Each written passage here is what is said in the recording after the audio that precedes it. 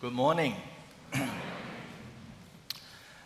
Last week I was visiting a friend in Lake Arrowhead, and as I was parking my car, to my friend's house, I looked across the way and I saw a house with a very fortified, wrought iron fences all around it, and of course, an equally fortified gate with locked. I assume it's locked.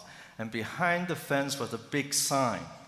And the sign says, liberal free zone.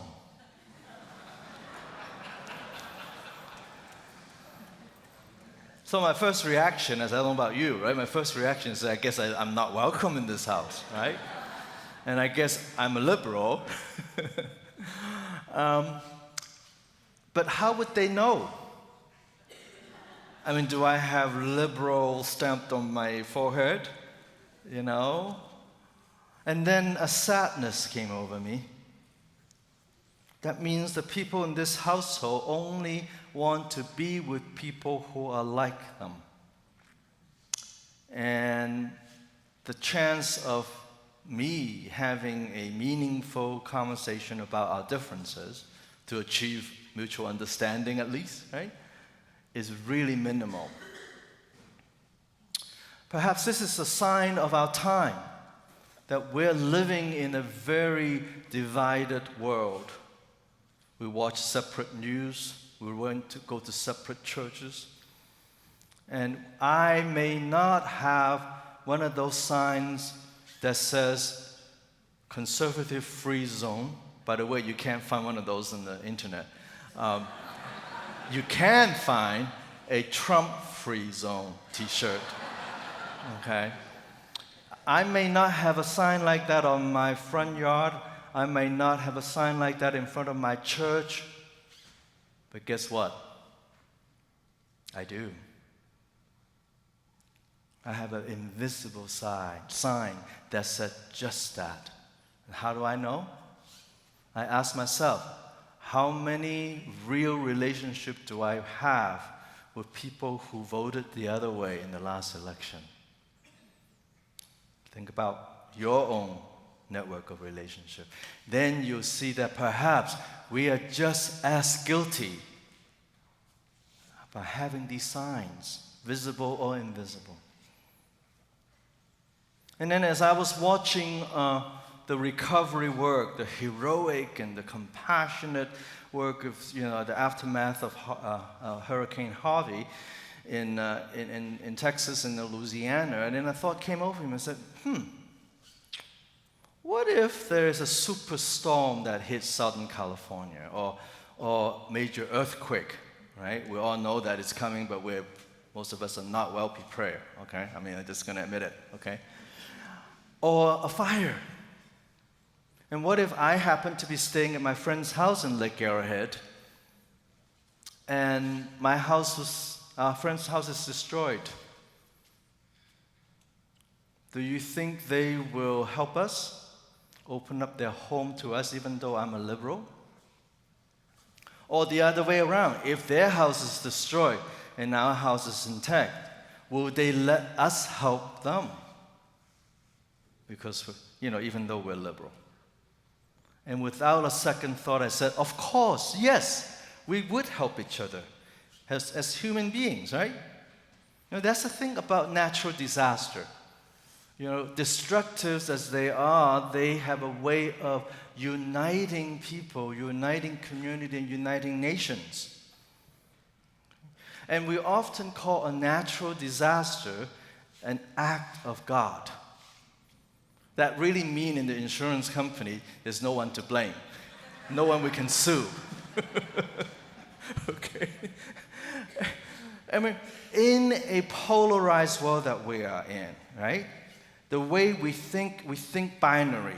We are the good guys, they're the bad guy, there's the saints and sinners, and everything is either or. Okay, when something bad happens, what do? We look for someone to blame. Okay, must be your fault. Okay, now if another country drop a bomb on our land, and of course we'll point our finger and say they're the enemy, and we will retaliate. And that's how wars get started. in that binary thinking. Now, what the act of God, or what Paul called the wrath of God, what that does is that it throws us off our track of this binary thinking. We don't have anybody to blame. We can't point our finger at God and say, you are the enemy, then where are we now, right? So the only other option when there is an act of God in terms of a natural disaster is to work with each other. Because that is the lesson, of all of this, Maybe God is angry, and at how we humankind have messed up the life-giving cycles of the earth that God created. And the earth is reacting with these angry storms. And there's still a lesson in that. And the wrath of God bring us back down to the ground level of what it means to be human. That we need each other despite our differences.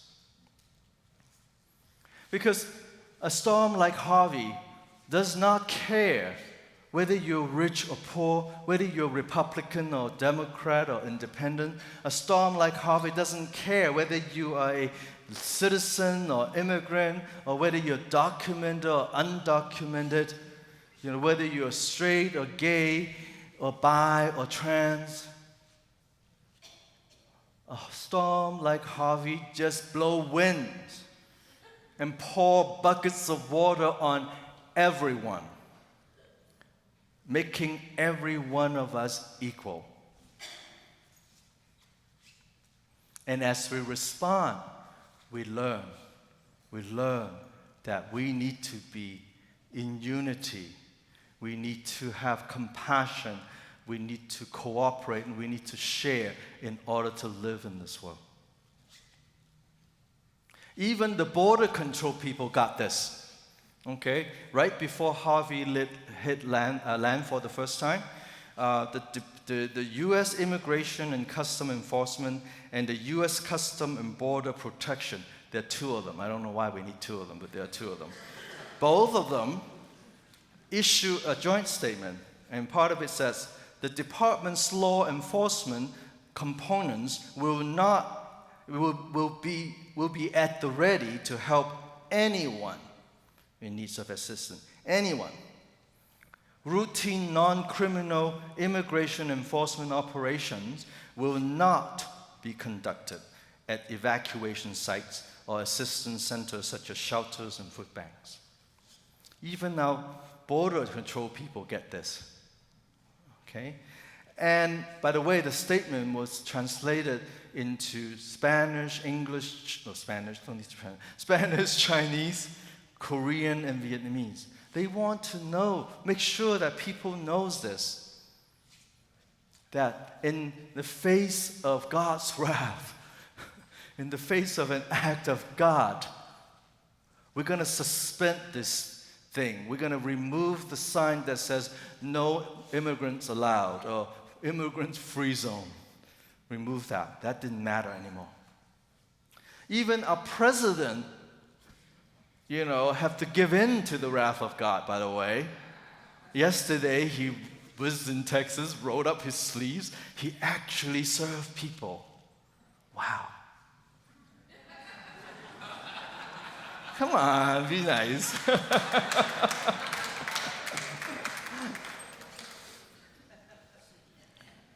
However, the power to divide, the principality and powers out there that wants to divide us, the forces of division is so strong that they even want to outdo the wrath of God. Let me give you an example. Right before, again, on that Friday, right before Harvey made landfall, the forces of division decided to do two things.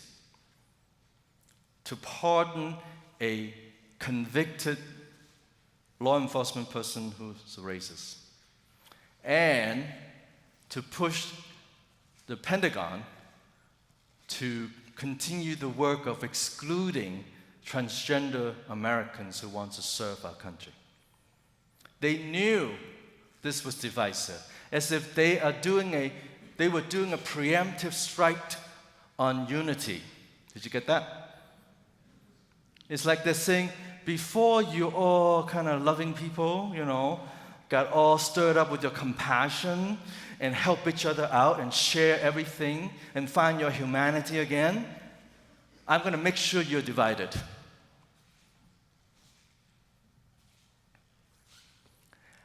And that preemptive strike is, it's like, because unity of the people is what a dictator fears most. We learn from history that dictators get their power from doing what? Dividing people, projecting fears, fear that we have for each other. And as long as we are fighting each other, creating chaos, the dictator comes in and says, yes, see, you can't do it. Let me control you.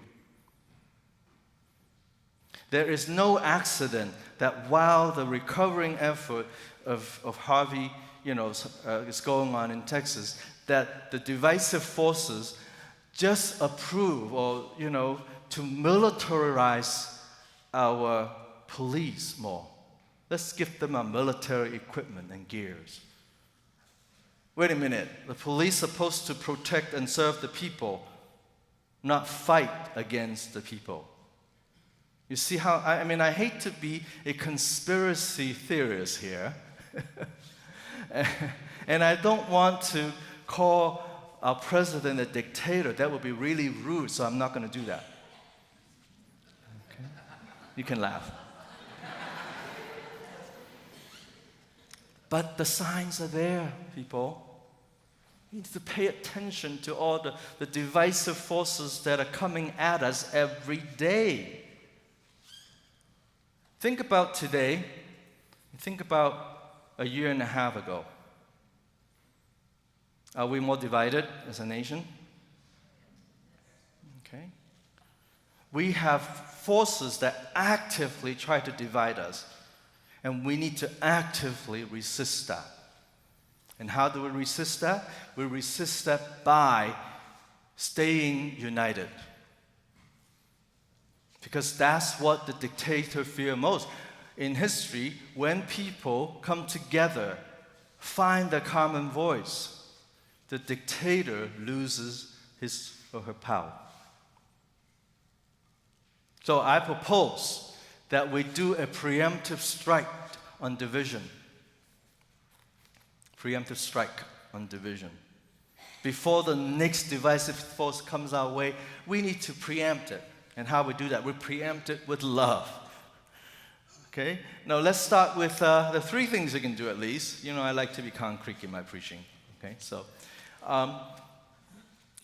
with the wonderful things we're seeing, of neighbor helping neighbor in Texas and Louisiana.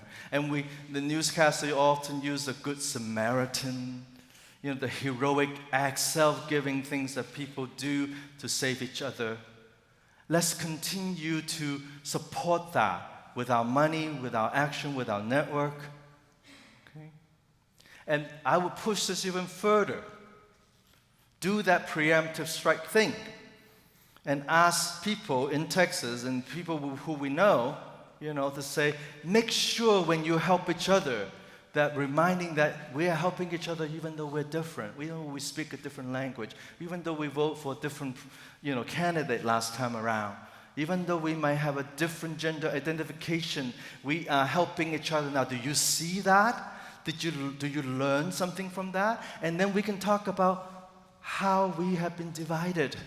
And how that have damaged ourselves and our community, and speak our truth, listen to each other's truth. Maybe we can find that common ground, our common voice, and strip the power from those divisive forces.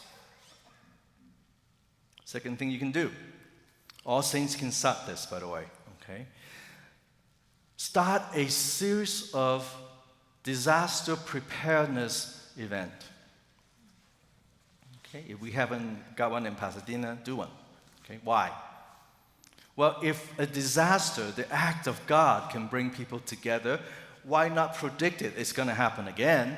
The earth is not going to stay not angry at this point. Okay? So, bring people together who are very different from each other. Different language, different political leaning, okay? Different age, and bring them together and say, and ask, what are you willing to share in case of the disaster? What are you willing to do to support each other? And then let that begin our conversation. Okay, let's start from the very human level. Third thing you can do is to call up a friend who's different. This could be scary, okay? If you don't want to do it alone, do it with a friend, okay? Call a friend, get together with a friend, and start the conversation. Even though we're different, can I count on you when the disaster hit? Can we check on each other so that we're okay? Can we support each other in case of a disaster? Start there. You can talk about that, by the way, with anybody, okay? I'm trying to make it easy for you, okay? And then let the conversation move from there and start sharing your truth and invite the others to share the truth. And the key is to expose the divisive forces that are dividing us so that we can find our way through together. That's how you do a preemptive strike. Okay? Stay connected at a very basic level. And this is going to be hard. Okay? It's going to involve us taking our signs. Remember the signs I talk about? Fill in the blank. Free zone.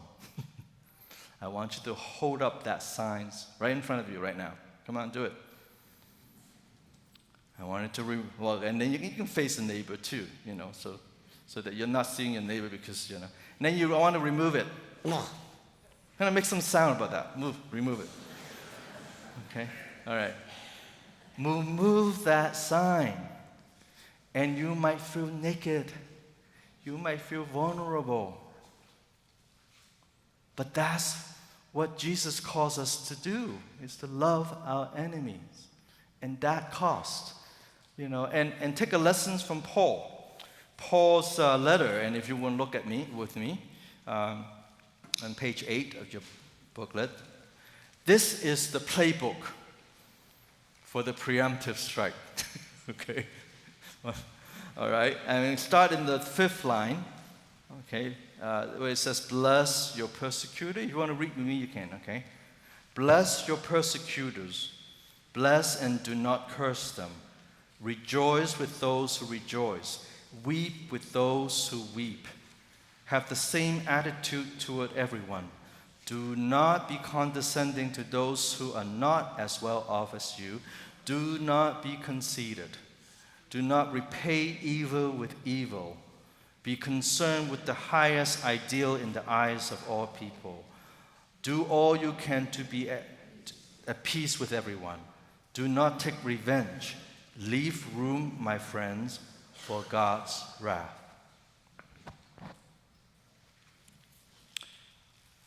And as I said, this is going to be difficult. This is going to be uncomfortable. And sometimes it feels like we're dying. But as Christians, we are supposed to be, if you're not already, be courageous. Because we are not afraid of dying. We're not afraid of death. And when Jesus predict his suffering, his death, and his resurrection to his disciple, what did Peter do? He said, God forbid, that's not going to happen to you. But Peter did not hear the whole story. He only heard the suffering and death part. And that's the human thing. The divine thing is to include the whole vision, death, suffering, death, and, say it with me, resurrection. And that is our ultimate hope as Christians, that we believe that there is a resurrection. When we let go, we will rise. And that is our final hope. And Jesus, in his ministry on earth, has revealed that for us. That no principality and power, no height of death, no life or death can ever separate us from the love of God. Amen.